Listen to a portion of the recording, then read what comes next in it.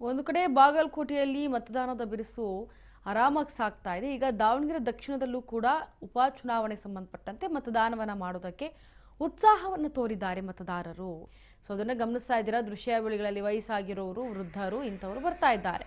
ಹಿರಿಯರು ಬಂದು ಸ್ವಲ್ಪ ಜನ ಈಗ ಮತದಾನವನ್ನ ಮಾಡ್ತಾ ಇದ್ದಾರೆ. ಆದರೆ ಇನ್ನೂ ಕೂಡ ದಾವಣಗೆರೆ ದಕ್ಷಿಣದತ್ತ ಯಾರು ಕೂಡ ಸುಳಿತಾ ಇಲ್ಲ, ಮತದಾನವನ್ನ ಮಾಡೋದಕ್ಕೆ ಯಾರು ಕೂಡ ಬರ್ತಾ ಇಲ್ಲ. ವಯಸ್ಸಾದವರು ಹಿರಿಯರು ಬಂದು ಹಾಕಿ ಹೋಗ್ತಾ ಇದ್ದಾರೆ. ಆದರೆ ಬೇರೆ ಇನ್ನು ಯಾರು ಕೂಡ ಮತ ಪ್ರಭುಗಳು ಬಂದು ದಾವಣಗೆರೆ ದಕ್ಷಿಣದತ್ತ ಇನ್ನೂ ಮುಖ ಮಾಡಿಲ್ಲ. ಹಾಗಾಗಿ ಮಧ್ಯಾಹ್ನ ಅಂತಂದರೆ ಅದು 11 ಗಂಟೆಯಿಂದನೋ ಅಥವಾ 12 ಗಂಟೆಯಿಂದನೋ ಮತ್ತೆ ಮತದಾನಕ್ಕೆ ದಾವಣಗೆರೆಯಲ್ಲಿ ಶುರು ಮಾಡ್ಕೊಳ್ತಾರೆ ಅಂತ ಈಗ ಮಾಹಿತಿಗಳು ಹೇಳ್ತಾ ಇರೋದು. ಆದರೆ ಒಂದು ಕಡೆ ಬಾಗಲಕೋಟೆಯಲ್ಲಿ ಕೂಡ ಮತದಾನದ ಬಿರುಸು ಆರಾಮಾಗಿ ಸಾಗ್ತಾ ಇರೋದು. ಯಾಕಂದರೆ ಬೆಳಿಗ್ಗೆ 7 ಗಂಟೆಯಿಂದಲೂ ಕೂಡ ಜನ ಇದ್ದಾರೆ, ಒಬ್ಬೊಬ್ಬರಾಗಿ ಸರತಿ ಸಾಲಿನಲ್ಲಿ ಬಂದು ನಿಂತು ವೋಟಿಂಗನ್ನು ಮಾಡ್ತಾ ಇದ್ದಾರೆ. ಇನ್ನು ಇತ್ತ ದಾವಣಗೆರೆ ದಕ್ಷಿಣದಲ್ಲಿ ವೋಟಿಂಗ್ ಮಾಡೋದಕ್ಕೆ ಇನ್ನೂ ಕೂಡ ಜನ ಯಾಕೋ ಈ ವೋಟಿಂಗ್ ಹತ್ತ ಸುಳಿತಾನೇ ಇಲ್ಲ.